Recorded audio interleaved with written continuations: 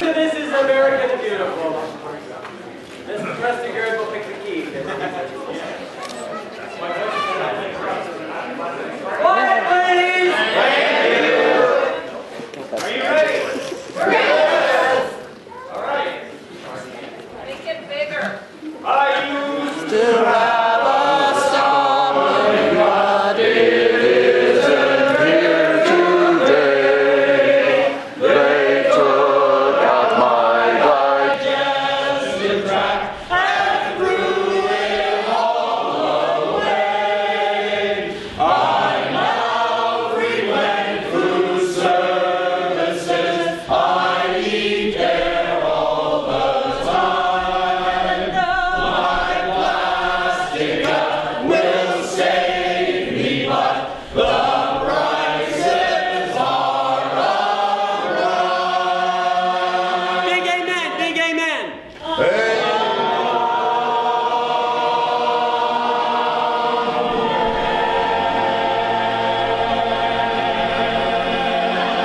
Thank you very much. Coming up next, Mr. Rod Currie. Don't sit down. I'm sorry. Much more. Yeah. Here we go. Here you go.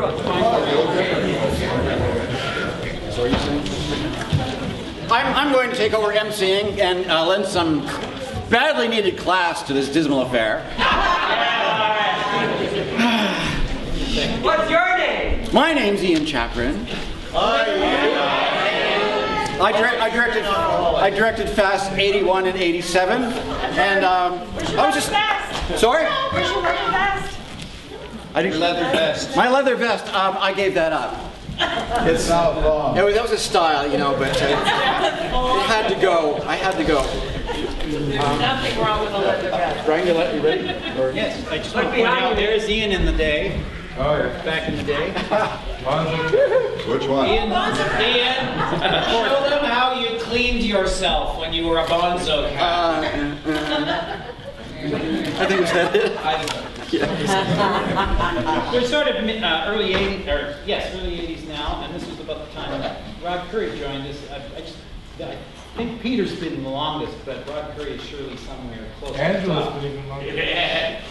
Rod joined in Rod, what was 19... it, 83 to 83. 2001? Yeah. Rod Currie has an example of some of the things he did at FASS Talent Nights. Yes. He's going to perform for us now. Not directly from FASS, but the character that I do for this was inspired by FASS 80s.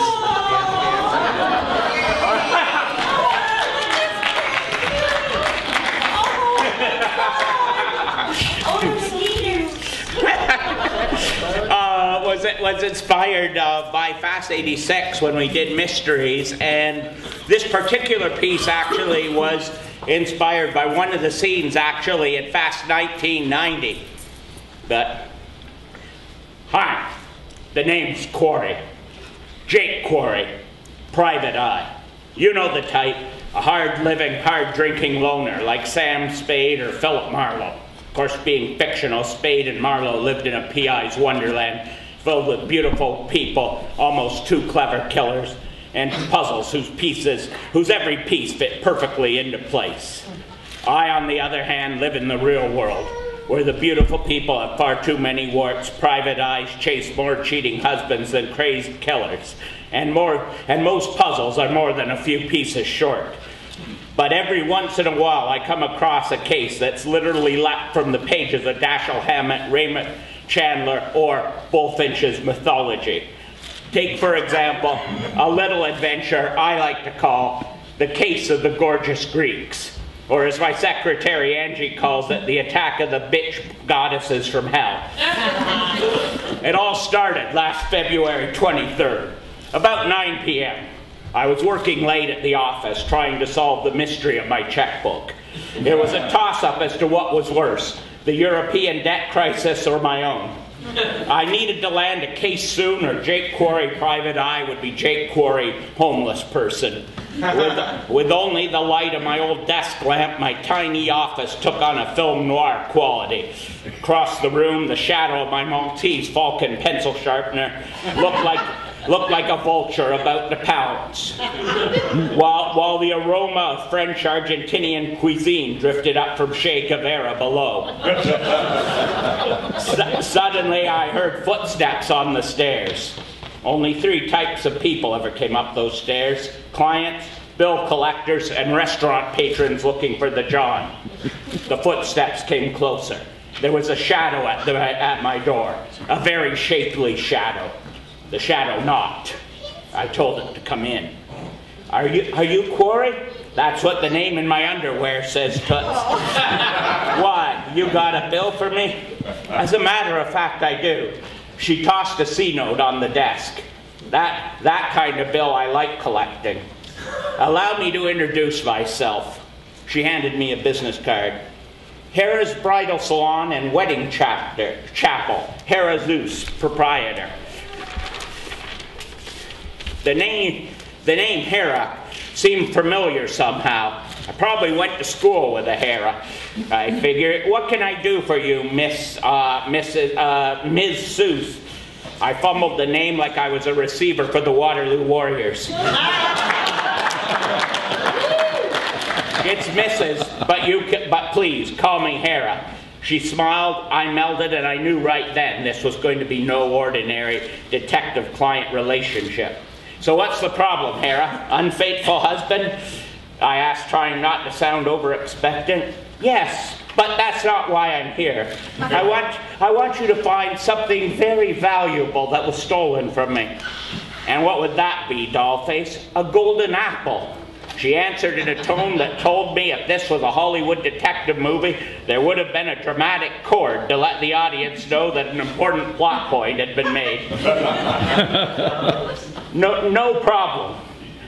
No problem. After all, how hard could it be to find a golden apple? I took the case and her C-note. Thank you, Mr. Currie. Then she kissed me. A very businesslike kiss, but the kind of kiss that says, Jake, find that apple and I'm yours, body and soul, until death do us part. Or at the very least, we'll spend the evening screwing like frenzied gerbils. She left, and I started to make a list of places where someone might fence a golden apple. Suddenly, I was overcome with a feeling of deja vu. There were more footsteps on the stairs, and another shadow, another shapely shadow. Either Hera had forgotten something, or this was too good to be true. The shadow knocked. Come in, I said again. It was another gorgeous Greek. This one was younger, taller, with a powerful athletic build draped in a mid-length off-the-shoulder dress that was obviously designed for action. But what kind of action? I considered for a moment that maybe it was a dream, but if it wasn't one I was going to try to wake up from. Jake Currie, I presume? Who wants to know? This one had to be a bill collector. 2 gorgeous clients in one night would be like the Toronto Maple Leafs winning the Stanley Cup. It could happen, but hell was likely to freeze over first. She tossed me a business card. Athena Olympus, VP Research and Development, Candex Inc. Candex was a big defense contractor. This dame had smarts. I was going to have to be on my toes to keep up with her. Hell, I was going to have to be on my toes just to look her in the eye. So, what can I do for you, Athena? I want you to find a golden apple for me. What was it with these Greek gals and their golden apples? As Athena described her dilemma, she began to sensually stroke my pencil sharpener. If that bird had been alive, it would have been a tough call as to which of us was more excited. And of course, I can ensure that a lot of Candex's investigative work is tossed your way. And then, like Hera, she kissed me. A powerful physical kiss. The kind of kiss that opens a man's mind to the wonders of the universe. Or at least promised a night of S&M. She left. I went back to my list of apple fencers. There was something funny going on, but like an itch in the middle of my back, I couldn't put my finger on it. I'd have to ponder this one for a while. While I was pondering, I felt that same feeling of deja vu I had felt before. There were more footsteps, another shapely shadow, and you guessed it, another gorgeous Greek. Like, hi, I'm like Aphrodite, goddess of love. I could tell at first glance that this doll had none of Hera's class or Athena's brains. But boy, was she built. And her outfit, so revealing that it let everyone know Victoria's secrets. I picked my jaw up off the ground and went on. Let me guess, babe, you want me to find your golden apple. Like, wow, are you psychic? No, just a lot of experience with Greek women. So then you'll like take my case? Her speech had more likes than a Facebook page.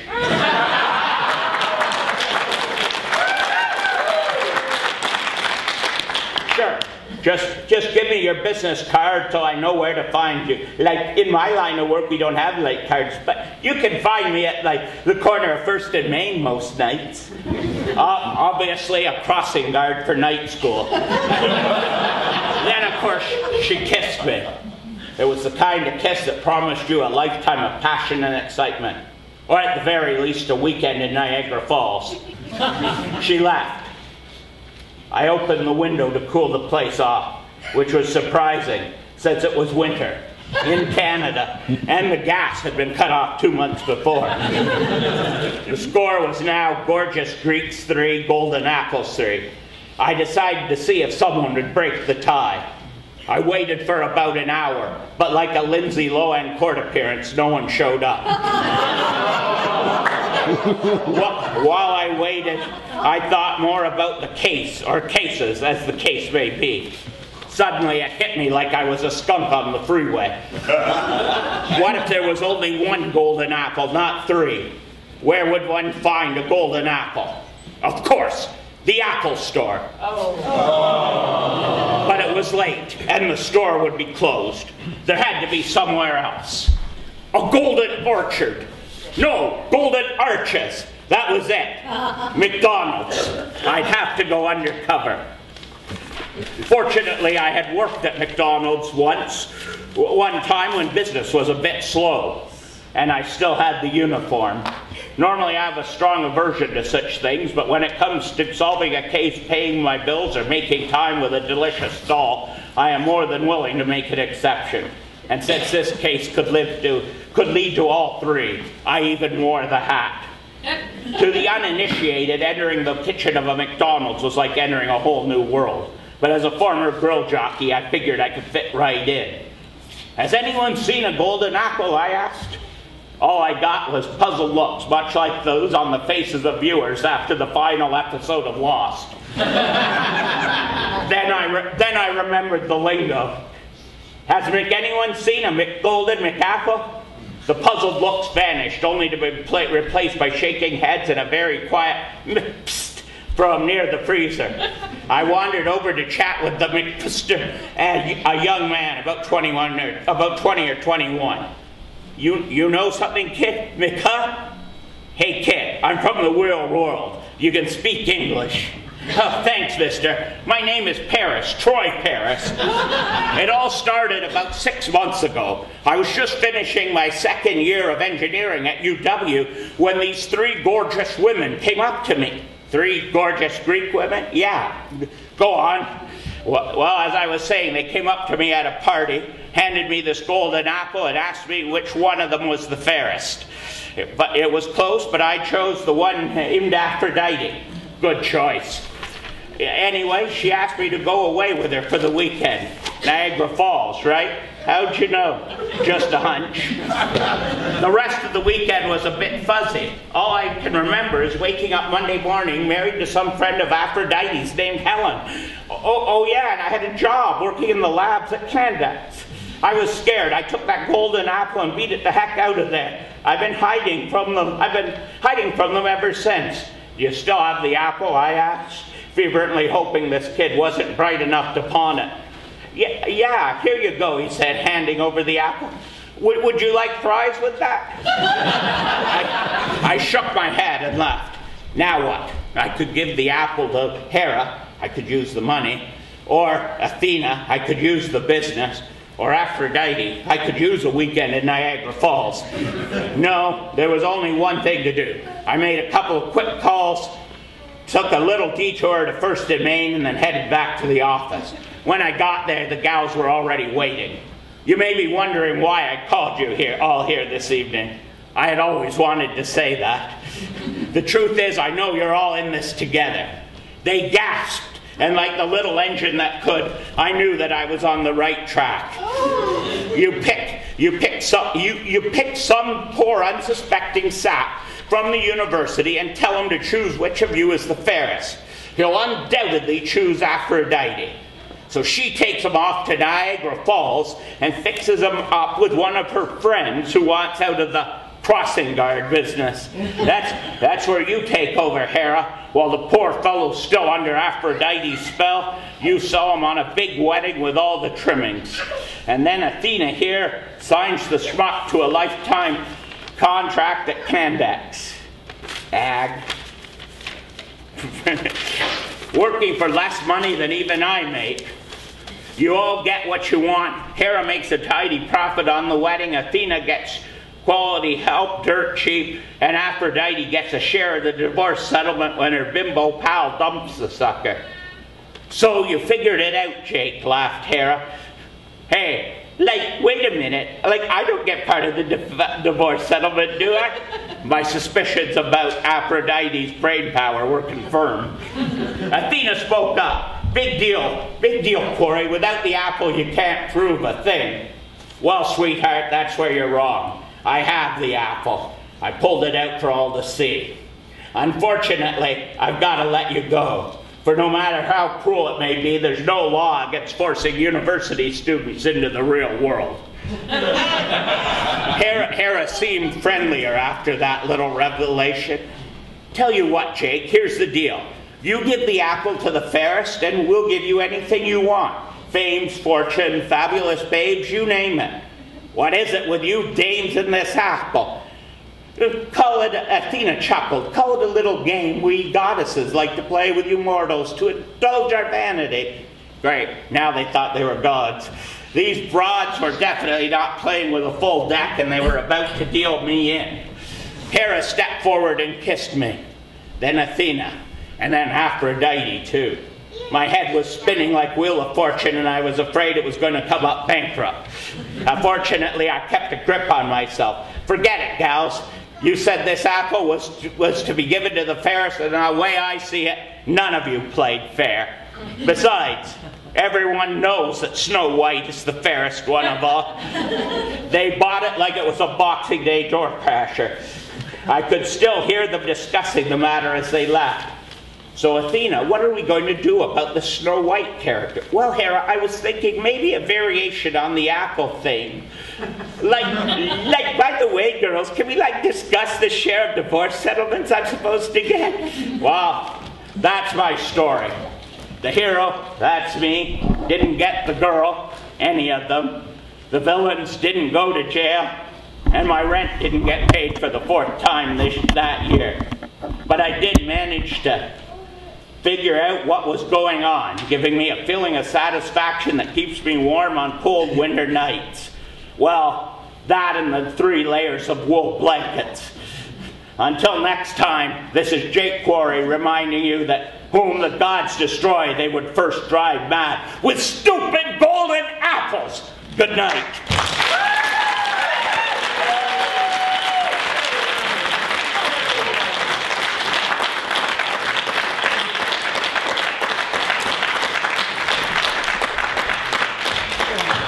So I think now we're going to see a duet by Heather. And is it Andrew? You passed it, Brian. I was going the wrong direction. Sorry, give me a moment. So I'll just do a little dance. Well, please. Minor technical glitch. Heather. I was not paying attention. Do you want to move in? We got a couple of interesting stories to tell. Yeah. All right, sorry about that. Just this morning, David Fisher posted something on Facebook. That's him in the middle there. He is in a hospital bed waiting for heart surgery on Tuesday. Oh. And this is what he wrote. I am sad I missed our 50th reunion. FASS was such a critical part of me breaking out of my shell at university. I feel like FASS represents the crazy part of my family. The no-holds-barred, gregarious, and outgoing kissing cousins who can put a smile on your face no matter how you feel. So thank you again for thinking about me and keeping me connected.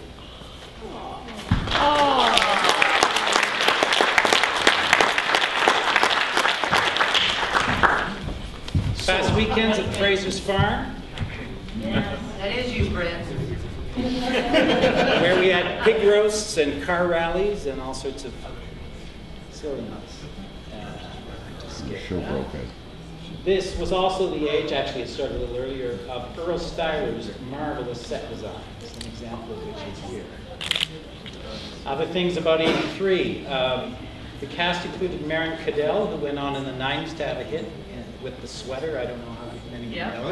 Yeah. Cynthia Beliveau was in the cast, who was Miss Oktoberfest, went on to do television, ENG, Wind at My Back, Caitlin's Way. So, pretty exciting time.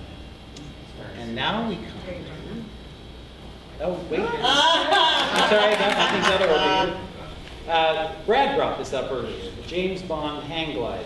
Yeah. The writers said the following. Yes, we were sitting in the editing meeting and we decided to do a quick joke.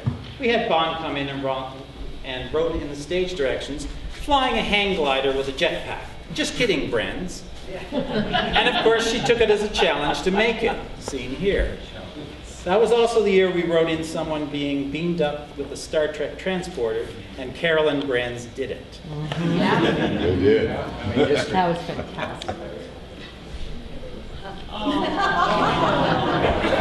now have a number from 83. Heather Gurd and Andrew Welch.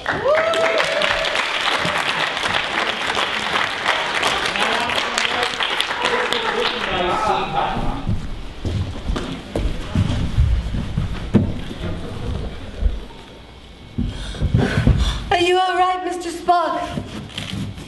Nurse Chapman, you saved my life. Of course I did. I love you. You do. Fascinating.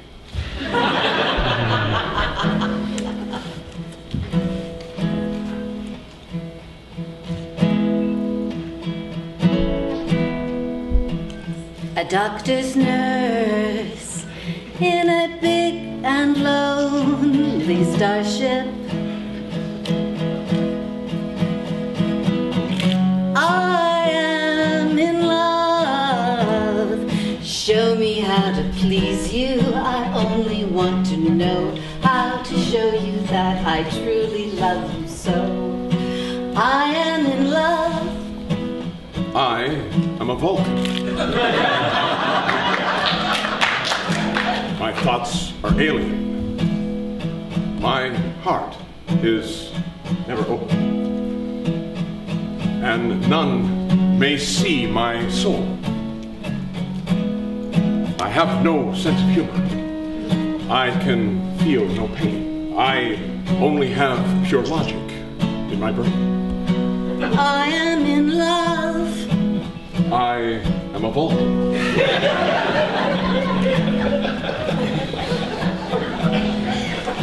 I speak of love, and you've heard the word before. I'd give you almost anything. Yes, I could make you happy and laugh and sing and dance. If you just relax, give me half a chance. I am in love. I am a Vulcan. I cannot smile or return your heartfelt emotions.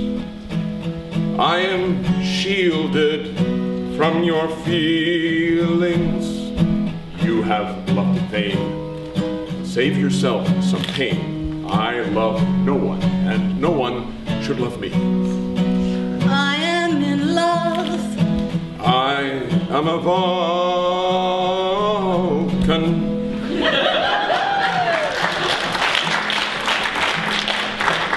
Sometimes love turns to pain. But a Vulcan never cries.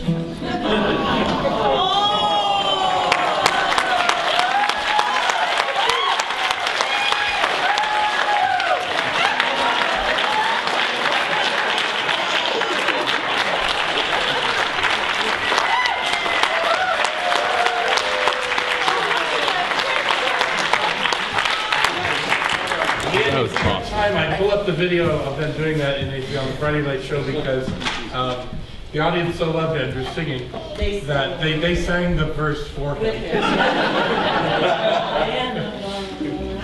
And the mysterious man on guitar was Jack Cooper.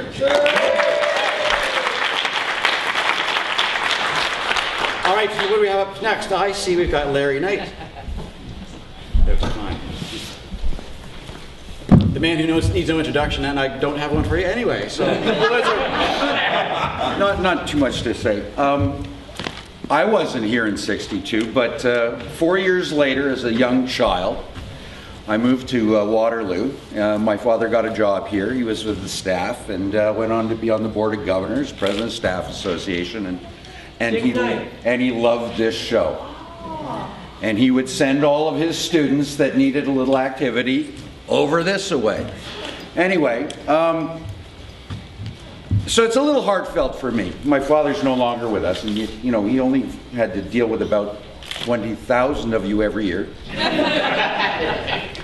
My younger brother was in one of the shows in '82, my sister in '83, I was in '84 right through, and I did an extra year in '87. I don't know what I did wrong, but apparently I did it. And if anybody remembers anything about that particular year and any of my activities, please see me afterwards. I have to write it down. I have no recollections. The neat thing about Waterloo in the 1960s is that it was all Mennonites except for these strange little buildings, and it was black and white. And I'm really impressed that you guys decided to, you know, get together and bring some color to the university, because when you're a student and you're walking onto this campus with all of these minds, with all of these incredible things, and with my grades, grade 9 I had a 3% in English, a 3% in math, and a 6% in history. You beat me. Yeah, I showed up that day.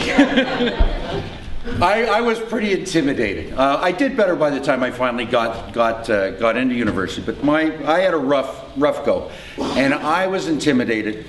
And this particular organization has done things that has just caught fire to the entire university community, at least in those days. And it was a place where the craziest of us, the most nutsy cuckoo people of all time, could really feel like they fit in somewhere in life. We are the misfits, and I recognized it the first time I saw this caterpillar climbing up a wall, and said, I got to get to know you better. And so I'd really like to thank you. And I'm going to do a little number as a tribute for you, because it's a tribute to failing mental health.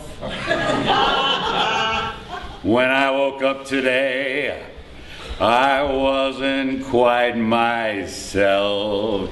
You bet I'm here to stay. You're the outcome of mental overload. You're an entire psychotic episode. But let's face it, it's true.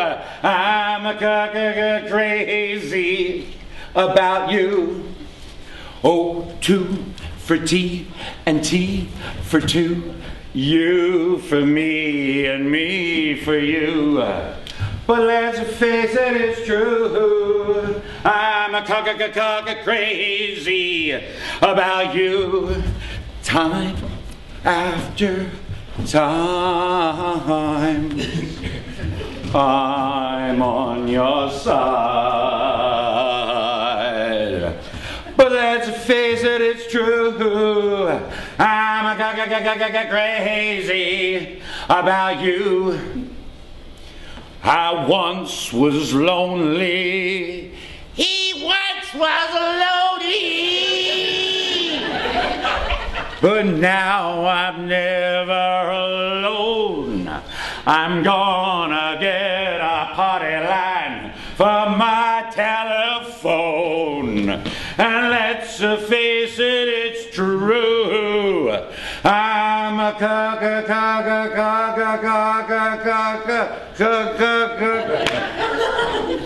crazy about you. Oh yeah.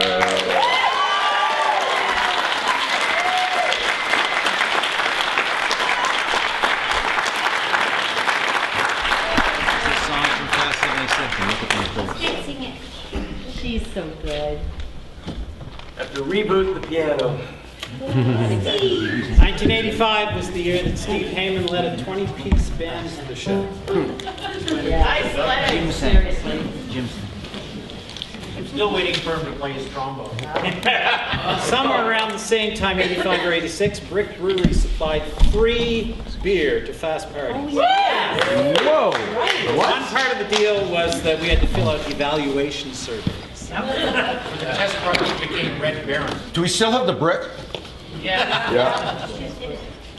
86 was the year that the writers all came up with their Easy Writers jackets. It was also the beginning of a 2-year return to T of A. And we had 2 years of 2-week runs. FASS 86 was notable also in that the chief scriptwriter, stage manager, producer, tech director, and director were all women.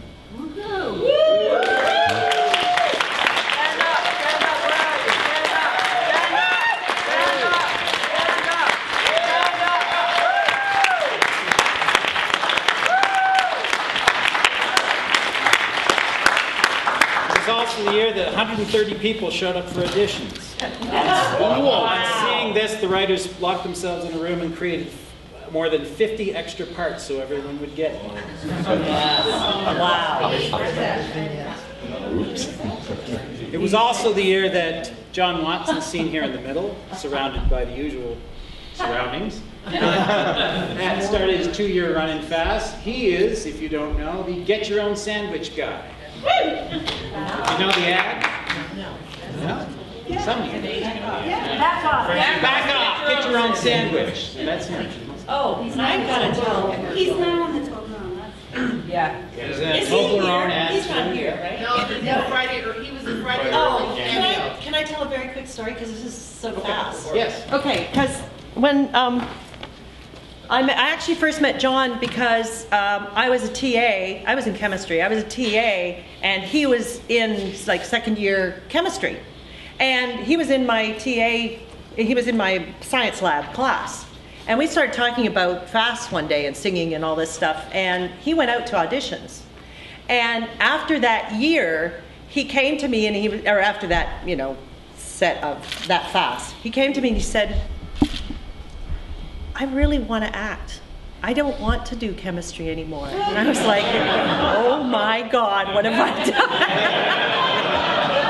And he was like, and I said, hey, man, you only live once, go for it. So there you go. So. And that sandwich commercial is not a flash in the pan. John has a career at Stratford. Oh, yeah. He's made movies and so on. He's permanently well entrenched in the business. But we in the alternate universe know him as the man who cured cancer.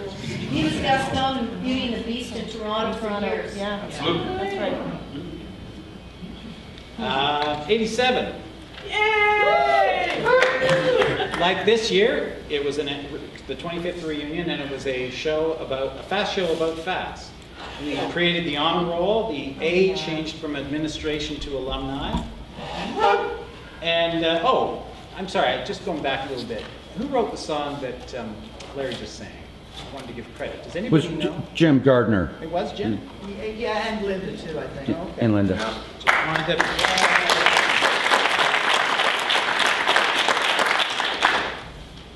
And some people have already mentioned a few things that FASSers did outside FASS, including Fall Coffee Houses, Upstage Productions, Somewhat, Waterfall, Lip Service, the Varsity Briefcase Drill Team. Oh, And in the case of Kitchener-Waterloo Little Theatre, invading and conquering the whole space. Another thing that we did was for 3 summers in the late 80s, we did Upstage, put on some summer shows at Fed Hall.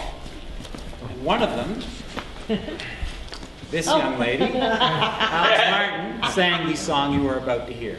The following song was written by Rod Currie and myself. And Suzanne's going to help us out on it. I think I'm What year actually, is that I think from? I'm actually reprising my role. What year Yes, was Suzanne that? was That the was original Rosanna pianist. Dana. It isn't one thing that's not. Honest Bets. Honest. Honest Bets. No, it wasn't 87. That's wrong. No, it was 84. That one, Commercial. It was a commercial. Yeah. What year? Yeah. What on? That was funny. I actually put that up as my Facebook picture, now. Because I was telling somebody at work about Rosanna Dana, and she's like, really? And it's like, yeah. It was kind of fun. Anybody else bore all their coworkers to death for the last week about coming here? I made my boss. What do you mean weak? Yeah. Are you ready, my dear? I am, darling. Let's go.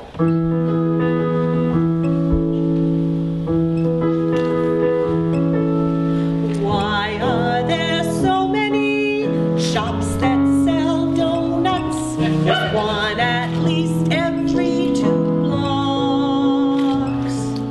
Some sell me jelly rolls, some sell me Timbits, and some sell me bagels and lox. Pass me a crawler, all else seems much duller, or feed me a chocolate eclair. Oh, someday they'll find it a sweeter confection, but when they do, I will not care. Why am I under this spell? My zodiac sign must be Taurus. Why are there so many drug-dealing bakers? And why are their donuts so sweet? It may be conspiracy from mafia kingpins to keep our police off the street. I see the shops full of off-duty cops, full of coffee, hot chocolate, and tea. They all are controlled by their caffeine addiction, and they get their donuts for free. La la la la la la la. So that's where you'll find us at donut concessions, the monsters, policemen, and me.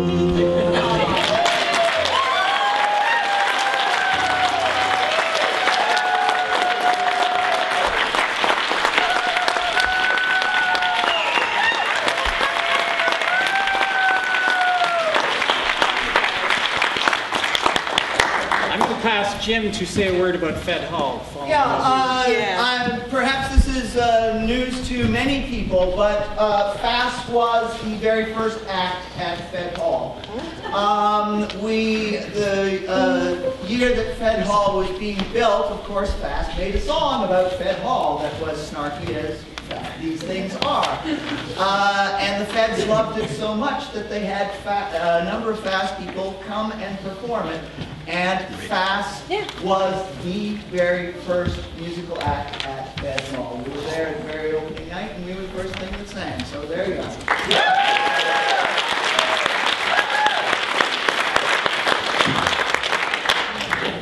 I'm going to ask Nicole to join us. Allison's Grill.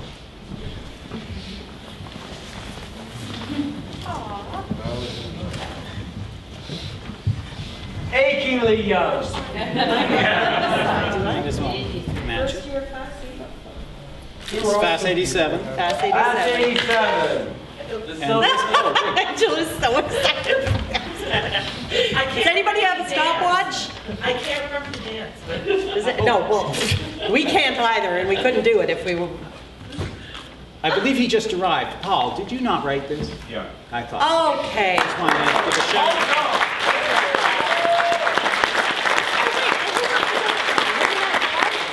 Rod. Oh, you did say it. Okay.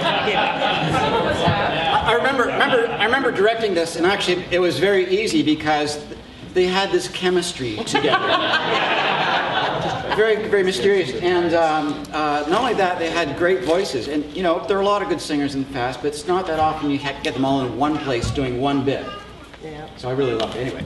And I think I remember hearing one night after the show, a friend in the audience overheard somebody say, oh, those two have such great chemistry, they should be together, or they should be married, or something. I was like, yeah, check your program. Same last name. That's a clue. Brother and sister.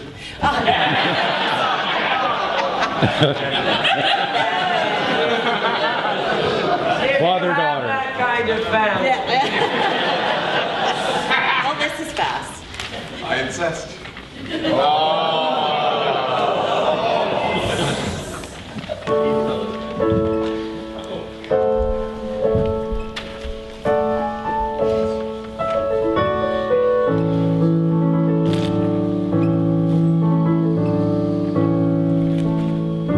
Finish our jobs, take off our disguises. Here, take my Kleenex, wipe that lipstick away.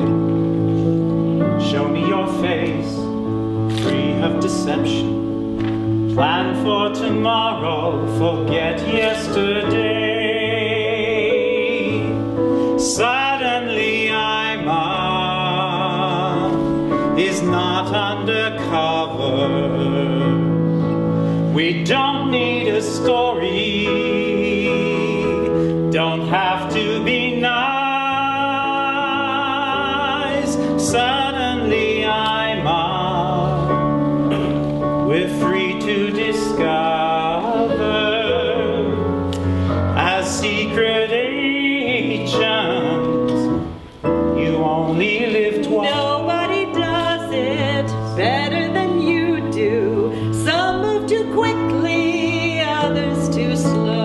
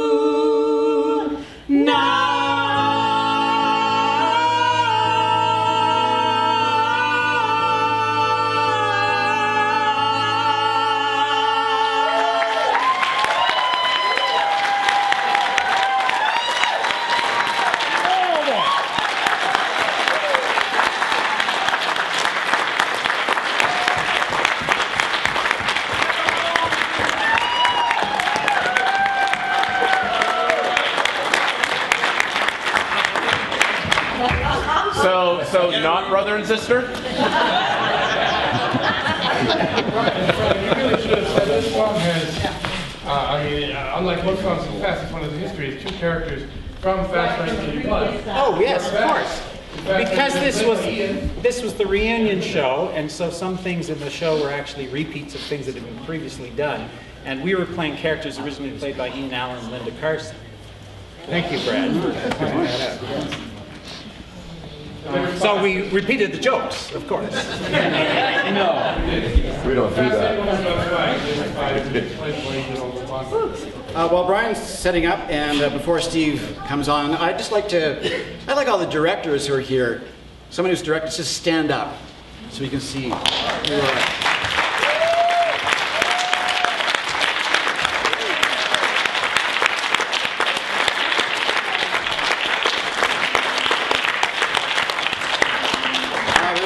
Something about, there's a phenomenon Steve reminded me about, which is the phenomenon of the first director. For a lot of people coming into FASS, it is their first time ever being on stage. I remember my first director that way. It was Jim Gardner. I'm not sure if he's still here, but it's like whoever that is gets burned in your mind. If he's still here, I'd like to honor him somehow. But, so thanks to all the other directors. They're there for the whole 3 weeks. When you take a break on stage, they don't get a break because 6 people want to talk to you during that break, and you're just running the whole time, and even afterwards. It's like living and breathing FASS for a month. Okay, so, are we all set? Steve Rapaport is there in the middle. And when this song was first performed in FASS, someone else sang it, but Steve wrote it. Today, he gets to sing it. Yay!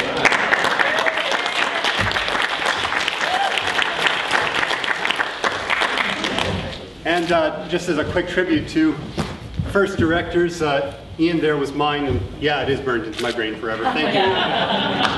Now Jim's yours, one honor that he's present, my first director.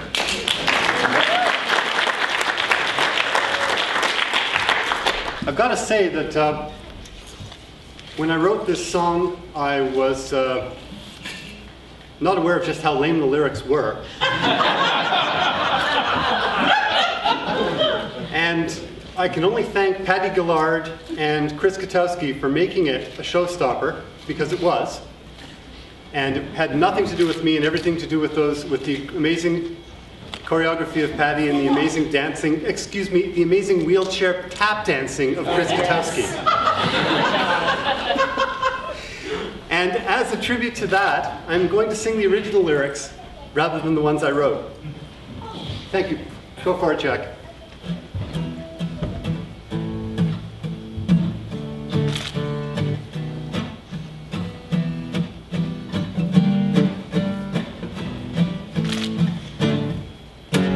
I'm walking on air. Oh, I've left all my blue days behind. I'm learning how to care. And there's love, truly love, on my mind. Yes, I'm the world's most happiest creature.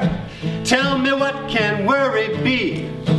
I'm crazy about my baby, and my baby's crazy about me.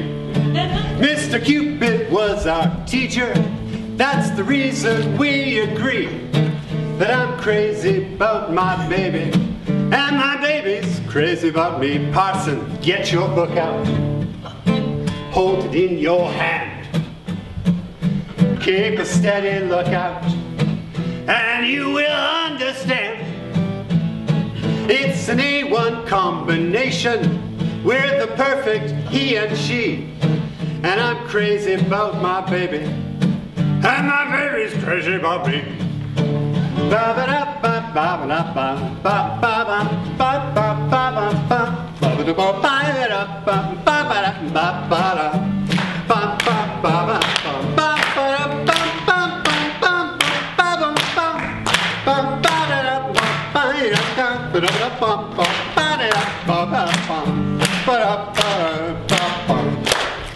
Thank you.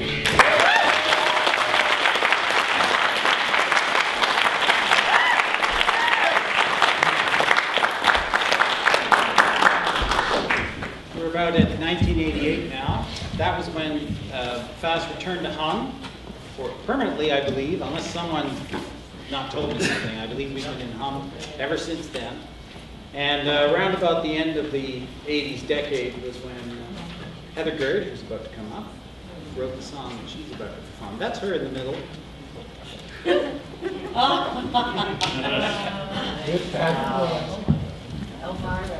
With Patty and Alexa, who are both in the audience. Stand up. Right. Wave.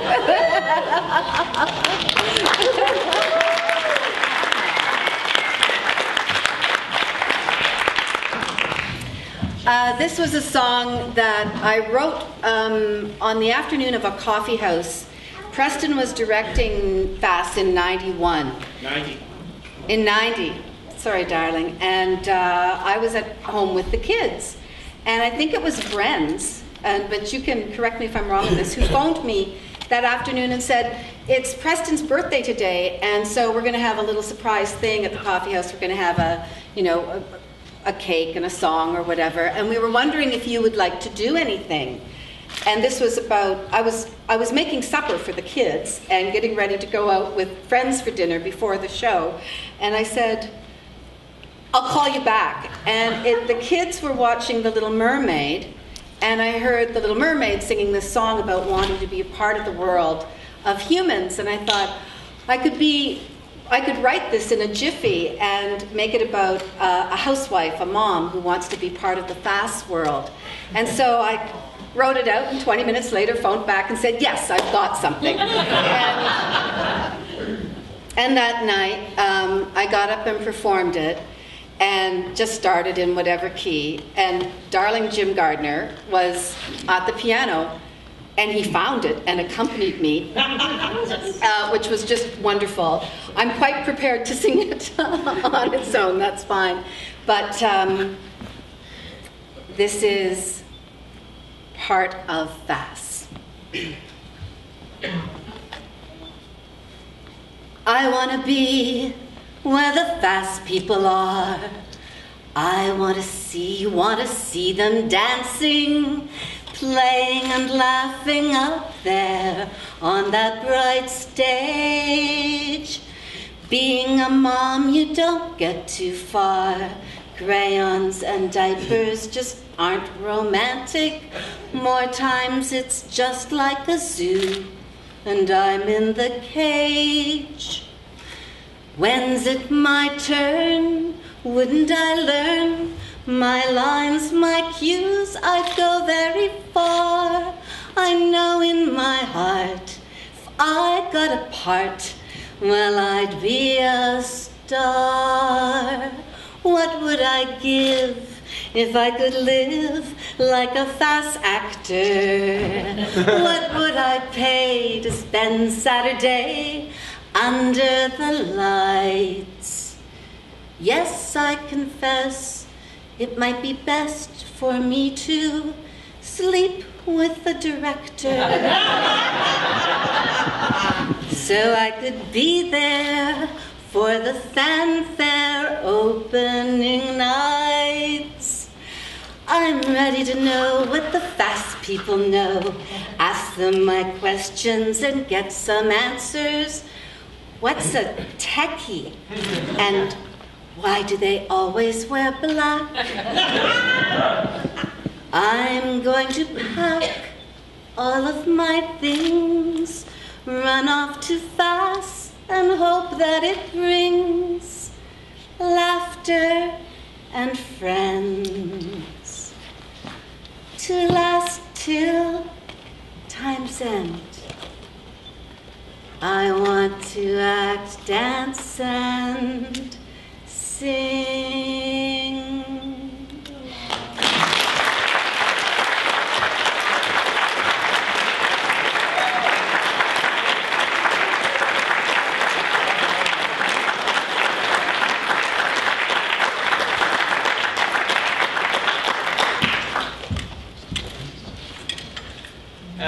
So we're now past 90, we're getting in the early 90s, and by this point, the vast majority of people, I'm sorry, that's not supposed to be there, ignore that, had left. I mean, from our generation, and it moved into a different. Saying from the 90s there was no input.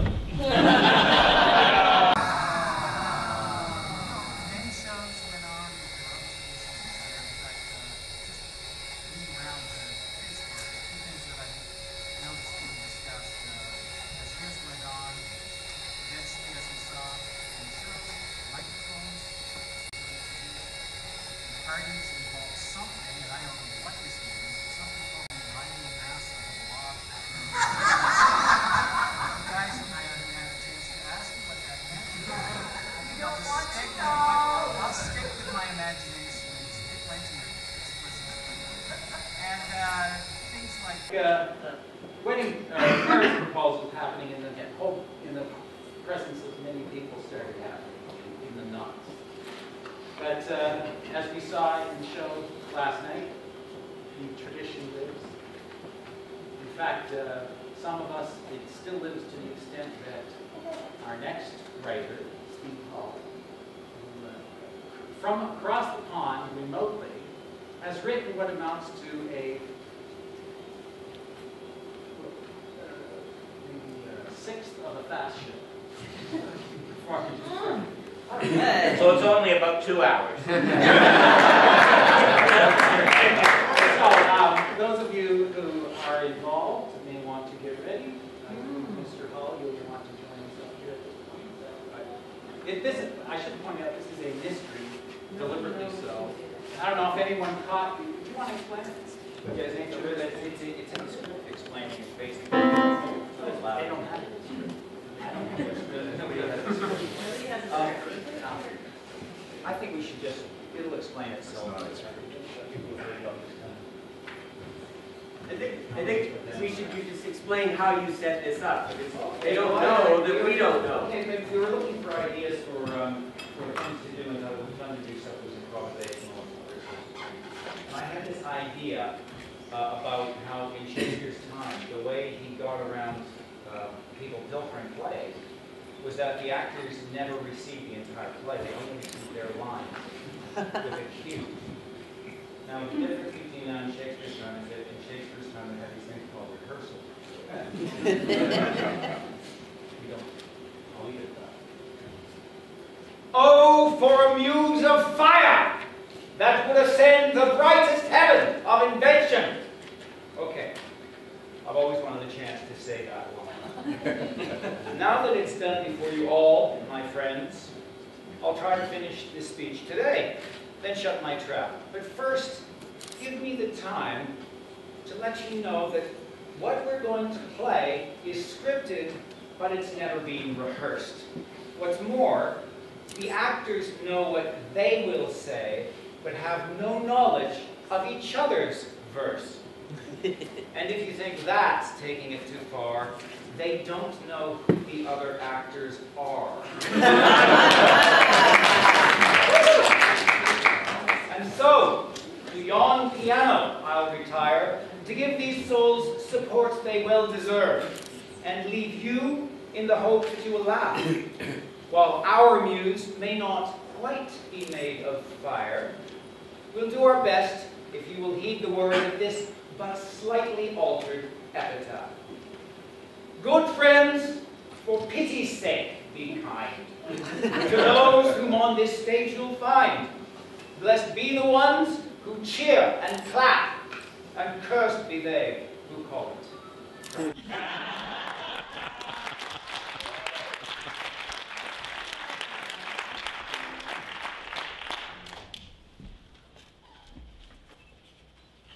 Nobody knows who's first, I guess. Oh boy, oh boy, oh boy, oh boy, oh boy. I seem to be the first one to arrive. Unless the world outside has been destroyed, and I'm the only human left alive. Now it may be that Earth has met its fate, and all life that we know it is fast retreating. Unbalanced, though, I guess the rest are late for this fast opening song selection meeting. And so before the others come along, I'll sing my choice for this year's opening song.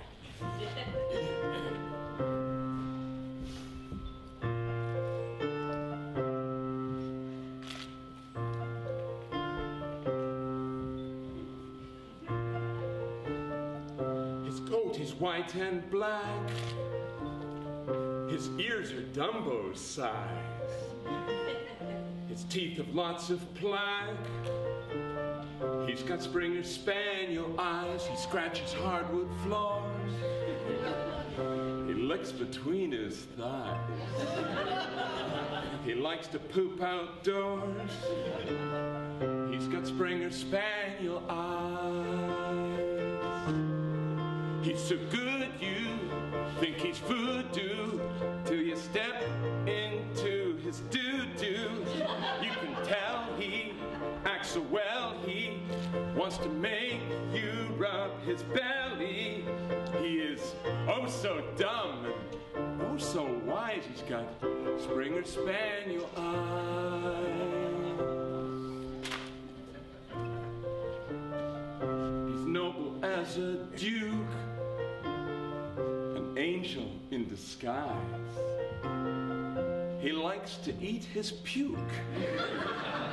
He's got Springer Spaniel eyes. He'll leap up in the air when he tries to catch flies. He'll fill your house with hair.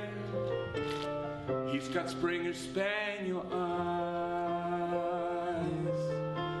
First he shows up, sticks his nose up, then he eats until he bloats up, then he lounges from his haunches. Such a fart, you go unconscious. But if he's yours, you've won first prize. He's got Springer Spaniel eyes.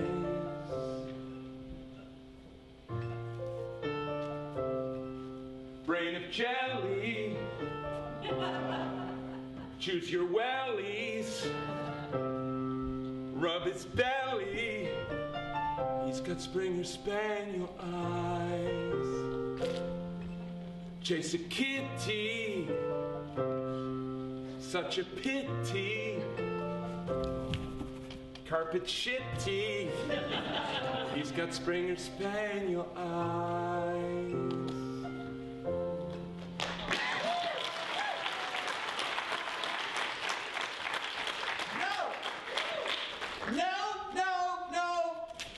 No. I'm buggered if I'll let them choose this song. Perhaps the melody is one you know, but every other thing is wrong. Your comments are banal and yet acidic. There's nothing you could say except poo-poo. No thoughts aesthetic, nothing analytic, no cud for ruminating minds to chew. The internet's made everyone a critic. So who, if I may be so bold, are you? I'm sorry if my brief tirade upset you and made you want to sob or shed a tear. Such rudeness is untenable, you betcha. Remember, we're all Canadians here. I'll answer you now your question in a hurry. My name is Nation. You may call me Yuri. Pleased to meet you, Mr. Yuri Nation. And you can call me Jack. I am Jack Ulation. Hello there, Jack. Please, let me shake your mitt. Again. I'm just passing. Have you been here a bit? No way. In fact, I only just now came. How apt, since Jaculation is my name. And Urination says that he's just passed. This has to be something to do with FASS.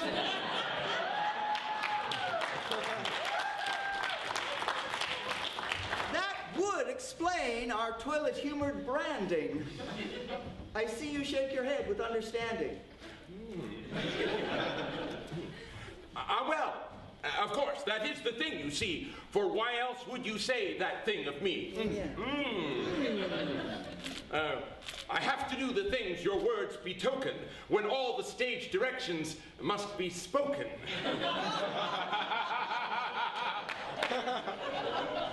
The shoe, of course, can fit the other foot.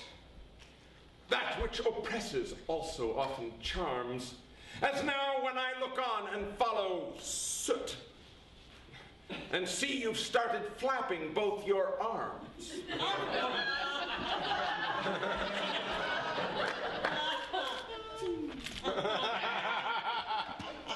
And see, you've started flapping both your arms. I'll do this thing, but not for very long. And now please stop giving me instruction, because it's time for me to sing a song I want in FASS's opening production.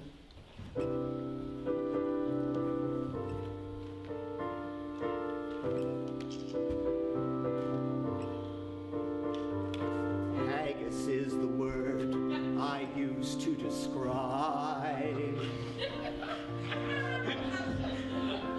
the sausage that you get when you take a sheep's inside. And both the lungs and the heart, and then you start to grind them. And then the liver and kidneys too, if you don't mind them. And then you stir in a bit of porridge just to bind them into something that could sicken me as much as I sicken you. Offal is the word that more than applies to the spleen and the heart, but never to the thighs. Although I wish that my dish had fish or maybe pork in, it seems those guts are the cuts you nuts will stick your fork in.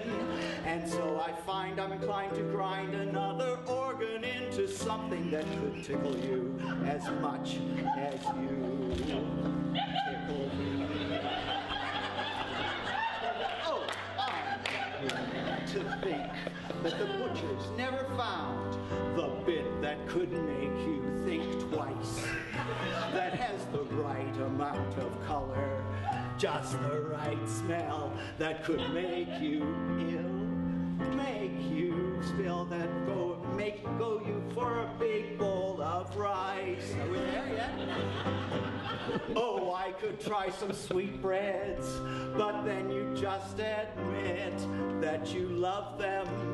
Just like 1,000 other bits, you'd think a pig's head was such a lovely surprise. So you could eat the tongues, the ears, the face, the glands, and graze upon the eyes.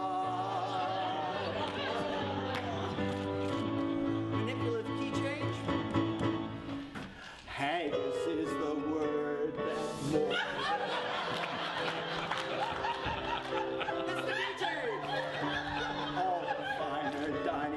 Time that you give a big thumbs up. Thank you. That is the key change. Right. You don't know how many times I've left a meal defeated. You don't know how many times I wish that I could eat it.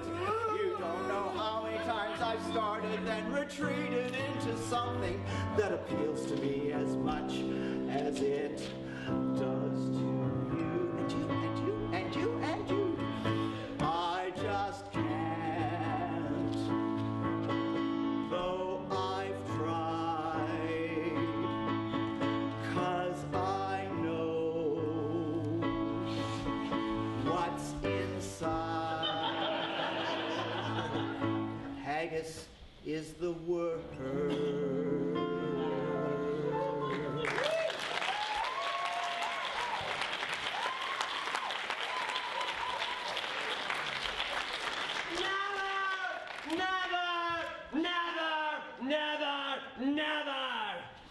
I never could condone his last selection.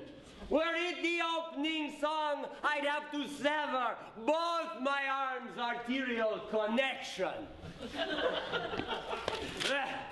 I will not stand for this one little bit, for frankly what you sang just now is shit. Now listen here, no rudeness is permitted, especially when there's been such an investment of time and stuff, though it must be admitted, he's pretty much spot on his assessment. He's what? And this from one, if I may jog your memory, who sang about a dog. What if I did? You'd have to be quite nuts to sing a song composed about sheep's guts. Haggis is the finest subject known. A spaniel's song will set the proper tone. Doggy songs are totally irrelevant. Ground up meat is not the proper element. Our choice of song has got to be meticulous. Meticulous? Then why is your song ridiculous? Ridiculous? Your song is quite unbearable. Unbearable? Well, I think yours sucks. I'm sorry, I didn't quite get that. I do apologize, and I don't know what came over me. Now, where were we? Well, I just said your song was unbearable, and you were partway through. Stop! You're both sheep. Are you happy now? Good. Not yet. This ain't the time to have a cow. And though I think your songs are both quite lame, it would be good to learn each other's name. People call me Uri. Urination. My name's Jack. That's Jack for ejaculation. Ah, and I am known as Powell. Powell Movement. And now a song of more behoovement.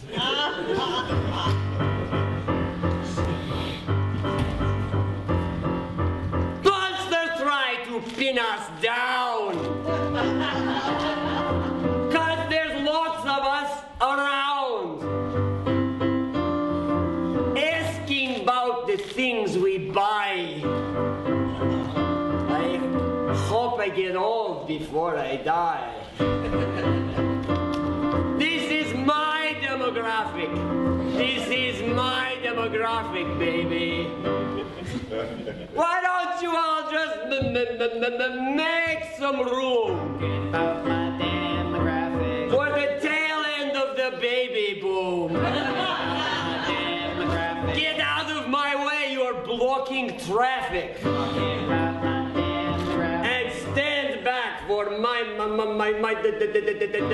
demographic. This is my demographic. This is my demographic, baby. So face it, we're the bottom line. Age 46 through 69.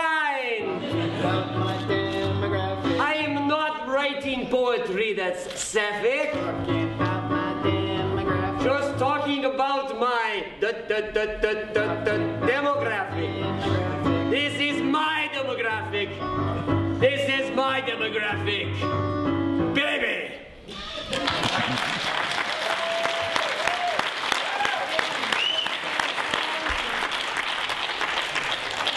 Rhubarb, rhubarb, rhubarb, rhubarb, rhubarb. That's definitely my favorite sort of pie. Whereas I'd call these things you've all sung true guard. Udge. Instead of use these tunes, I'd rather die. Because if people hear those stupid words, they'll think our brains are made of steaming turds.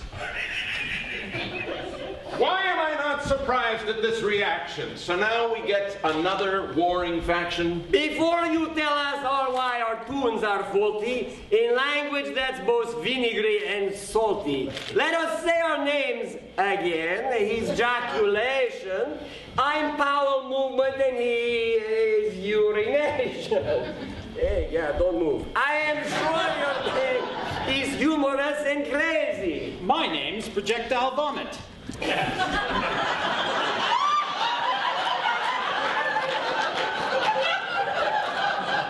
Someone got lazy.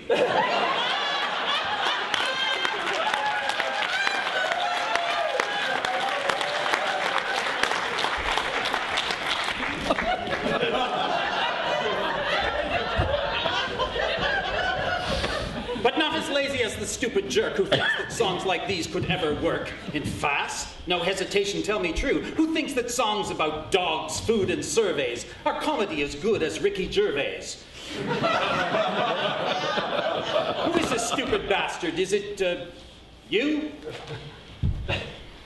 Why do you point your finger at me?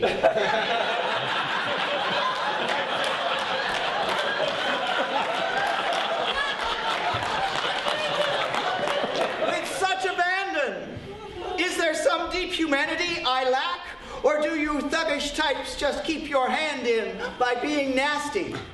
No, stop choking Jack.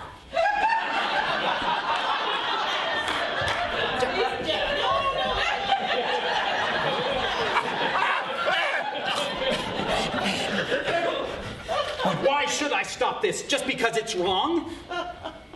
No! Stop it so that we can hear your song!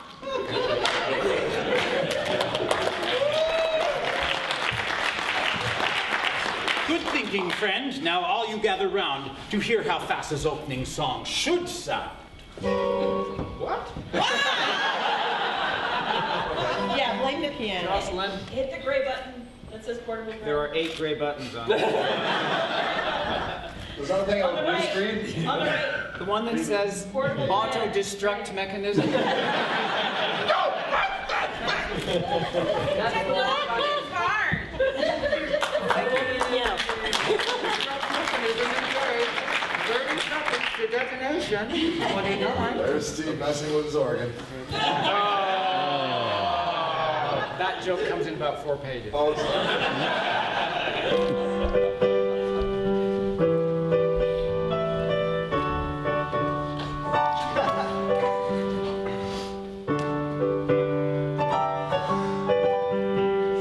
Monday morning, it's time for work. There's a chore you would like to shirk. Wishing that your stubble got you looking smart, more like a lazy fart. With your beard, it's a real need. Kiss the girls and they start to bleed. And for sanding tables, nothing quite compares. Time to lose your cares. And a few ingrown hairs. You need the shaving cream. Lay it on 'cause your beard's extreme. Shaving cream, either that or a laser beam. Oh yeah. Every day, same old place, scraping the hair off your face. Ooh, see the room fill with steam using the shaving cream.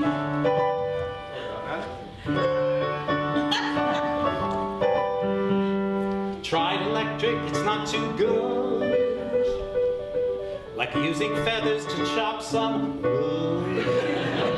Shaving takes a minute, cleaning up takes 10. Wait a few hours and then it's time to shave again. Time for the shaving cream, shooting out in a silky stream.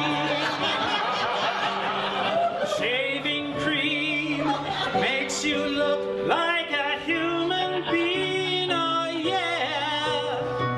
Suffering, razor rash, that or a crappy mustache. Ooh, hairlessness is the dream. Live it with shaving cream. It will seem like you gleam after the shaving cream.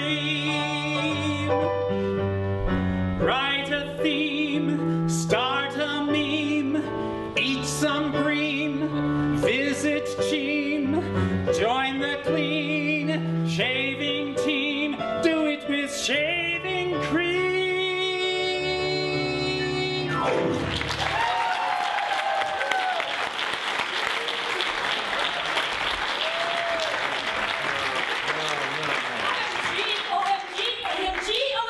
OMG. A grown man sings a song in praise of lather? I never, ever thought I'd live to see 2 minutes of such undiluted blather. Blather! While I sing a song of shaving, these other fools spout about some mindless raving, which, listening to it, cancels all good humors. These songs of pooches, grub, and baby boomers. You think your song is worthy of applause? And do you still believe in Santa Claus? To rate those lyrics, you must be insane, dear. They came out the back end of a reindeer. I must admit this woman has a point. No way you are the first one I'd anoint. The one whose song will sing to great acclaim. Oh, by the way, we still don't know your name. Their names are Powell, Jack, and Currie. Mine's Projectile. But hey, Vomit's just as fine. I guess I should be thankful for my good luck. He could have called me Puke, or Barf, or Upchuck. Still, I must have the lamest name alive. Not quite. My name is character number 5.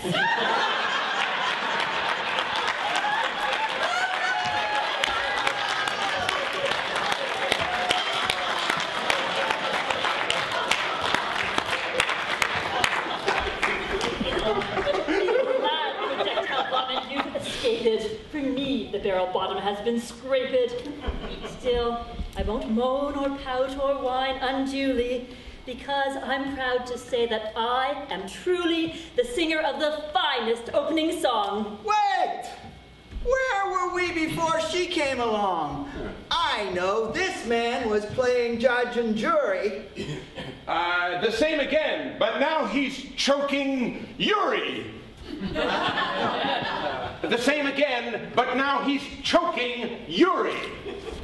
Currie. He's choking Currie. He's choking Currie. Wait, who's he's choking Currie. He. The same again, but now he's choking Currie.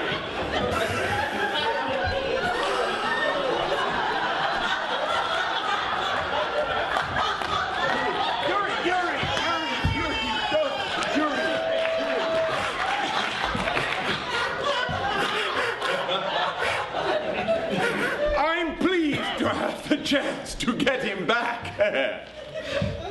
Oh no! Now Paul started choking Jack. Shit. Good thing that I'm the latest to arrive and that our numbers total only 5. And while this choking's really a distraction, at least this show has got a little action. Still, now's the time to give the boys the gong because I want a chance to sing my song.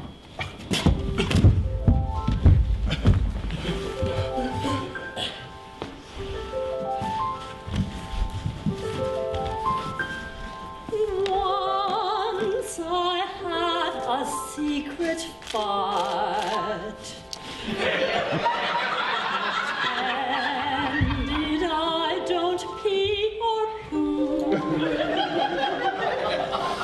For women were signed apart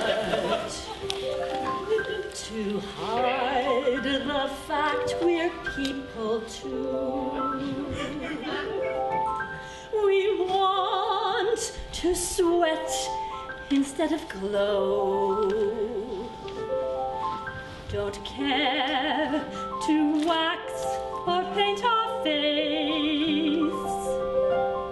We're tired of this hollow show.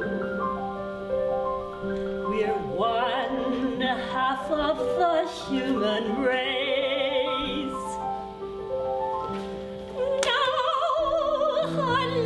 Rip the whole day long. I even cracked one while I sang this.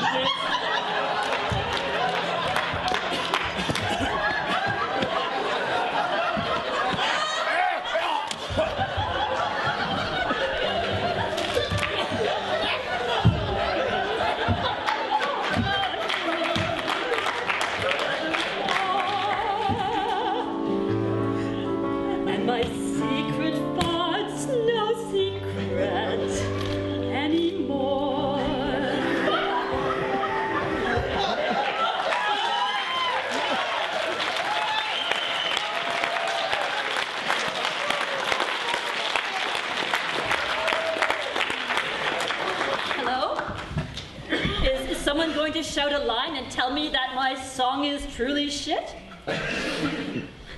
No one? No criticism of this song of mine? Hooray! I win! Now hang on, just a bit. You're telling us that you're the head of class because you sang a song about passing gas. Breaking wind, an ode to cutting cheese, to bottom burps, to ripe ones, SBDs. I thought the tune was nice. The lyrics smart. Between her song and yours, I'd take the fart. I'd take your arms and legs and disconnect them if I thought you'd address that crack to me. And one by one, I'd stick them up your rectum. No need for that. I meant this one. You see? Am I the one you're pointing? Am I the one you're pointing to? If not, then please be kind and tell us who. If someone else, your pardon I will beg. If me, I think I'll have to break your leg. Oh, no, not you. Of course not you. It's, that one there. If that one there means me, you'd best beware. You may be frightened of these hideous creatures, but I can also rearrange your features. Oh, I never point at you, Jackie boy. Which means there's only me left to annoy. But I have a better way to see this through. The one your finger's pointing at is you.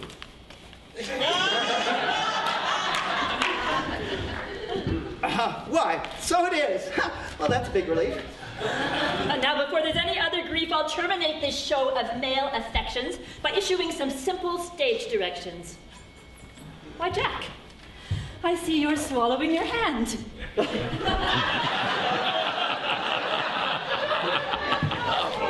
And now you can't talk. No one would understand. Hello, Yuri? Seems you both have covered each other's mouth by putting your hand on it.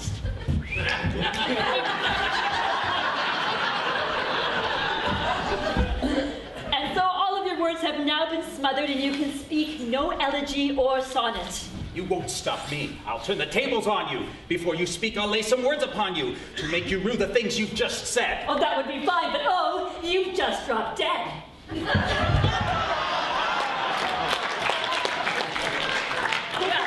That takes care of that for now, at least. And no one's left to vote against my piece. My song will bring this meeting room alive when all the other delegates arrive. Excuse me, is this the place where the Friday Appreciation Society of Sarnia is meeting? What? I didn't understand your greeting. You're joining the FASS opening song meeting. Yes, that's what I'm here for, FASS, the Friday Appreciation Society of Sarnia. Friday, gotta get down on Friday. Say, why are you speaking that odd way? My good man, though your speech is quite confusing, I find the content terribly amusing. This is a different FASS. No pointing griping. We're the females against sexual stereotyping.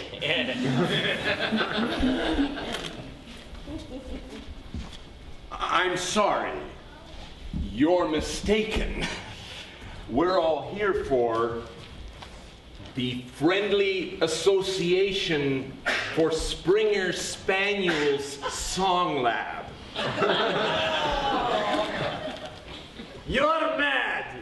Now gather round and give a cheer for the fairly average sample space confab.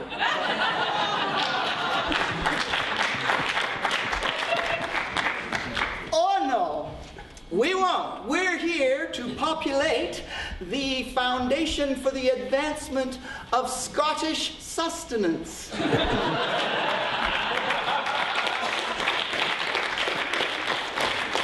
We're not.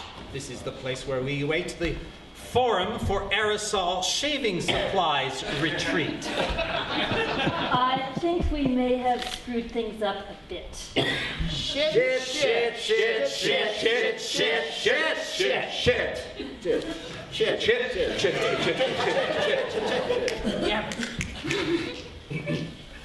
Oh, what do we do? Without an opening number, they'll throw our lifeless bodies in the Humber. If there's no song to sing the way we planned, they'll throw our lifeless bodies in the Grand. They'll throw our lifeless bodies in the dawn if we don't sing a song as we walk on. They'll throw our lifeless bodies in the niff if our big number makes them boo and hiss.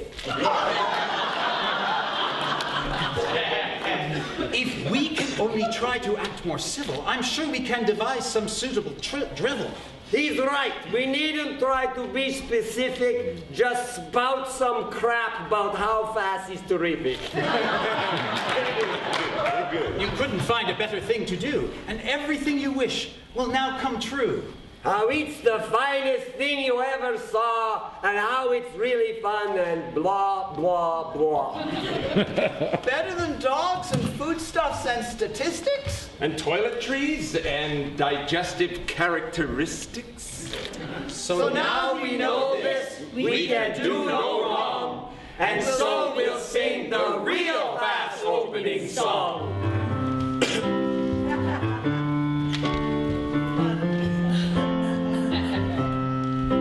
Well, if you're looking for a change from university stuff, we're like FASSed. Post-secondary education isn't enough. We're like FASSed at Waterloo. Now you may not earn riches, but you'll have them in stitches. And you'll be a hit. He don't hurt the beat. And though this job isn't paid, there's a chance you'll get laid with a FASSed. And so, mister, come along, you, sister. It's time to step in that bright spotlight. If we were computers, we'd be running Vesta. We'll still provide some fun tonight. I pity the ass who misses this year's FASS. More laughs than a dead donkey. Just don't you know, honky? We're working hard for you. Yeah, so don't run away at intermission. Now if you're looking for some fun, and you like a bad pun, well, it's FASSed. And if your studies you will shun till the good times are done, well, it's FASSed and FASS them too. If you're hailing your hearty, and if you like to party, well, this show's for you. And the casting crew. And if you're drawn to the stage, and you don't act your age, just be amused and chase the blues right out of your head. Your head, your head, your head. You wonder why you even tried and didn't go out drinking instead. Instead. Don't ask why. Give it a try. You'll love it. At least a bit.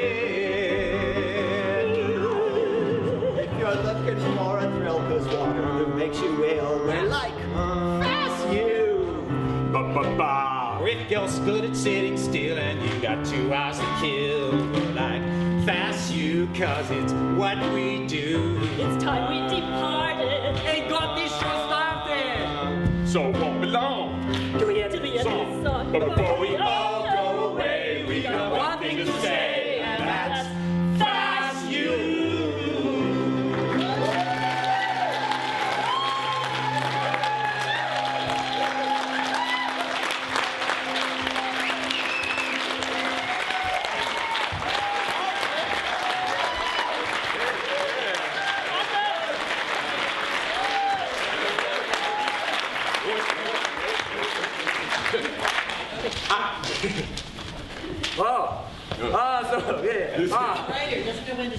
So now we know the way that we'll present FASS. We need to find a way that we can end FASS.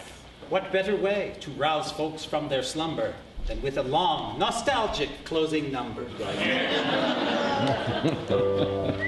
long, long time ago, I can still remember how the folks on stage would make me glow. And though I didn't have a clue, I thought I'd like to do that too. And maybe, with some luck, I wouldn't blow. So February came at last, and I went out and had a blast. Turned out I wasn't crappy. I made some people happy. I still recall the shining wits, the happy lack of whining shits. I found a place where I could fit the day I played in FASS. So bye-bye to FASS with a sigh. Let us cheer those years, my dears, with beers and tears in our eyes. We burned and churned and turned and yearned and learned how to fly. I'll remember till the day that I die. Remember till the day that I die. Did you write that funny sketch and that awful joke that made me rich? And all those songs like Shining Pearls? Are all your scenes too long by half? And do you go for the cheapest laugh? And can you teach me how to talk to Gurd? And when we poured out on the stage, we knew at last we'd come of age. A night of japes and pranks and no adolescent angst. And when at last the lights had all gone down, we went and partied at the edge of town and passed a bag of cheesies round the days we made in FASS. And we were singing bye-bye to FASS with a sigh. Let us cheer those years, my dears, with beers and tears in our eye. We burned and churned and turned and yearned and learned how to fly. I'll remember till the day that I die. Remember till the day that I die. Now the decades somehow sped away, and we all grew fat or bald or gray or some combination of the three. But back then we did our best to please with some lines we borrowed from John Cleese and some songs off color and off key. Oh, throughout the fall we'd write like loons, perverting all our favorite tunes. We knew what we were after, big groans and little laughter. And when at last the actors sang their notes, we watched in awe with tightened throats as people laughed at words we wrote. The days we played in FASS. And we were singing bye-bye to FASS with a sigh. Let us cheer those years, my dears, with beers and tears in our eyes. We burned and churned and turned and yearned and learned how to fly. I'll remember till the day that I die. Remember till the day that I die. Bad jest, sadness, 4 full weeks of madness. Our work paid off with a really bad dress. Disaster seemed to loom, and yet the crowd all loved what we had done. A week of laughter, cheers, and fun. Then spending half the night to strike the set. Every year our plans were made, good times were had, mistakes were made, some scholarly, some frantic, oh, some calm and some romantic. Still we forged on in fits and starts with monstrous casts and tiny parts and friendly smiles and broken hearts. The days we played in FASS. And we were singing bye-bye to FASS with a sigh. Let us cheer those years, my dears, with beers and tears in our eye. We burned and churned and turned and yearned and learned how to fly. I'll remember till the day that I die. Remember till the day that I die. Weekends we were all in one place. The hours flew by without a trace. Come fall, it all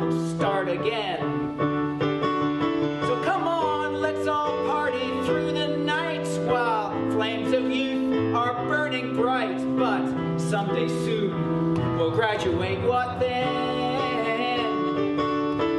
And all year round we filled our days with singing songs and playing plays with joy and with elation and a little education. For years we do the things we please through summer sun and a winter freeze, and at the end we got degrees. The days we played in FASS, and we were singing bye-bye to FASS with a sigh. Let us cheer those years, my dears, with beers and tears in our eyes. We burned and churned and turned and yearned and learned how to fly. I'll remember till the day that I die. Remember till the day that I die.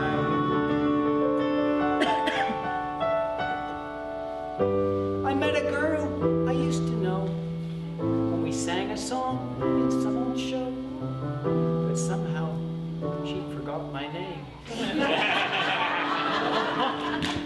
I went down to those dusty boards where once I walked and been adored, but going back is never quite the same. And in the halls, new voices yelled, new faces shined, new organs swelled. But all my buds were banished. Somehow my life had vanished. And the three things that relieved my pain, the laughs, the friends, a working brain. These are the things that still remain from the days we've played in FASS. And we were singing bye-bye to FASS with a sigh. Let us cheer the years, my dears, with beers and tears in our eyes. We burned and churned and turned and yearned and learned how to fly. I'll remember till the day that I die. Remember till the day that I die. Bye-bye to FASS with a sigh. Let us cheer the years, my dears, with beers and tears in our eyes. We burned and churned and turned and yearned and learned how to fly. I'll remember till the day that I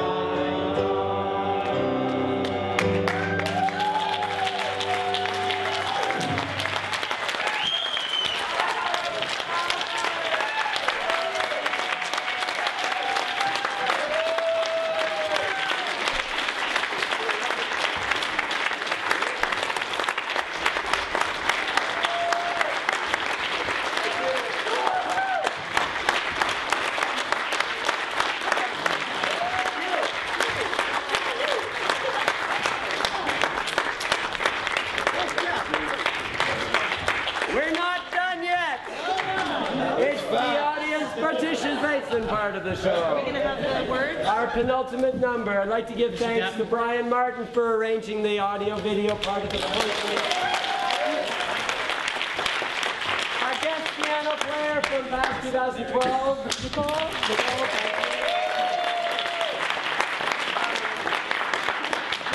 Gurd doing papers over here.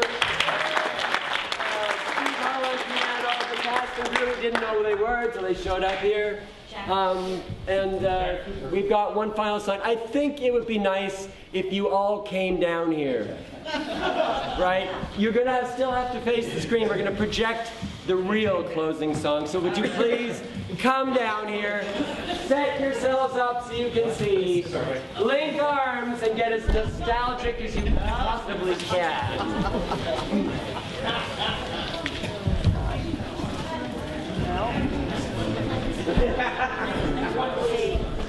While you're coming down, I just wanted to say thank you to the FASS 50th Anniversary Committee. Quiet, please. Thank you. I don't have much voice left. I want to say thanks to the FASS of this year for putting on such a fabulous show.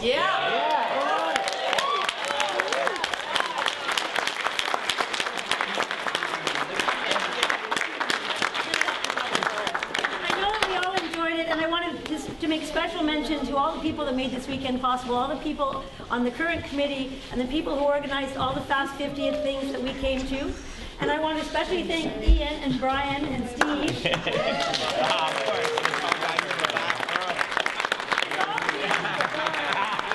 all of you who participated on Facebook to say, you know what, a cocktail party is great and the show is great, but that's not quite enough. Yeah. Because it wouldn't be found if we didn't want to do a show all of our own. Yeah. Thank you all for coming this afternoon. Thank you all for coming to the party. And thank you all for coming to this weekend and making good luck. And meeting some of you the first time that I've heard about it, but never actually shaken hands with until this weekend. It was absolutely wonderful. And now we're going to sing a song that's actually from the year that I directed with a few extra words. You'll recognize them when they come along. Written by Derek Wilkinson originally, but updated by Steve Hutton. Thank you very much. And here we go. Well, yeah, join in as you know. I think the words. We started with a mansion in the country, to which some frightened teenagers did run. We added in some loud, obnoxious tourists and spying Russians just to have more fun. After that, things start to get confusing as Brooks and family and all dismiss. All out to get a rich old lady's fortune, using a variety of tricks. Then the detectives came, but they all fared the same, ran here and there and wasted all their time. They had no chance really to solve the mystery. They did their best, but could not solve the crime. Was the play, my friend, where savage had to end? We sang and danced from dusk to break of day. We did our best for you, and we enjoyed it too. That was the play, oh yes, that was the play. Now it's time to take off all our makeup. We'll hang our costumes on the racks and then we'll strike the sets and head off to the party and sing all of our favorite songs again. If you're depressed because the play is over, raise up your head and wipe away that tear. Make plans to come to FASS 2062. We reach a friggin' century that year. That was the play, adieu. We'll take our leave of you, but we'll be back along with all the jokes. It's been a slice, you know. Hope you enjoyed the show. That was the play. Oh yes, that was the play. Just last night I watched a brand new FASS show. Nothing seemed the way it used to be. On the stage I saw a strange reflection. Why are they much younger folks than me? Over time we built a house of laughter. Our writers and our actors knew no shame. Gave it to a younger generation. But somehow all the jokes are still the same. That was the play, adieu. We'll take our leave of you, but we'll be back along with all the jokes. It's been a you know. Hope you enjoyed the show. That was the play. Oh yes, that was the play. That was the play. Adieu, we'll take our leave of you, but we'll be back along with all the jokes. It's been a slice, you know. Hope you enjoyed the show. That was the play. Oh yes, that was the play. Was the play. Adieu, we'll take our leave of you, but we'll be back along with all the jokes. It's been a slice, you know. Hope you enjoyed the show. That was the play. Oh yes, that was the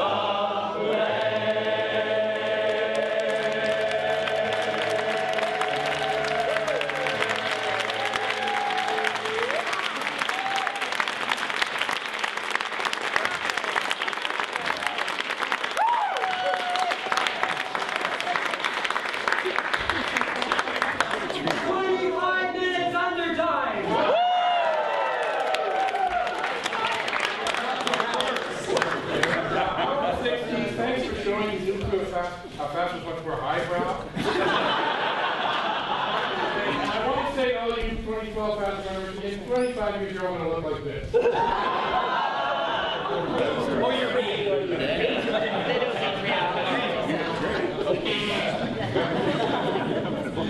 We're done. We're done. Quiet, please. Thank you. Jocelyn, current FASS pres, would like to speak to us all. I texted because I think my voice. Probably a better idea than Suzanne's. First of all, thank you all for coming. This was absolutely fabulous, and it was great to spend a year and a half planning, and to have a turnout like this is just phenomenal. It makes the work all worthwhile and extremely rewarding. And it was great to trade stories with you and learn all about how FASS was back then and how it's not changed all that much. I have another reason that I'm up here, which is there's one thank you that's remaining for us as FASS 2012 that we were unable to do last night at the strike party.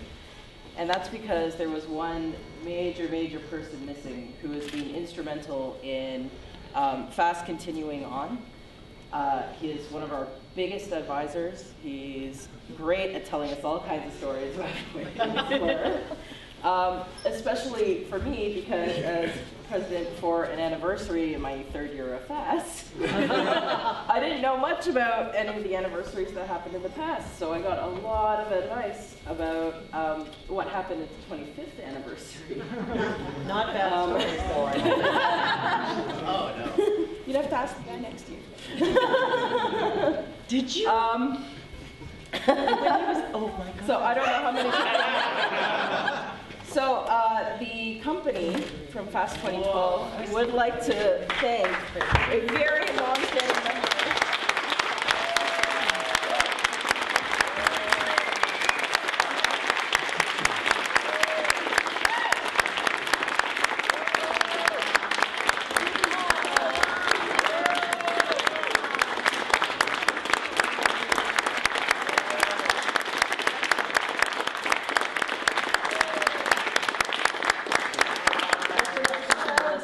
What's that?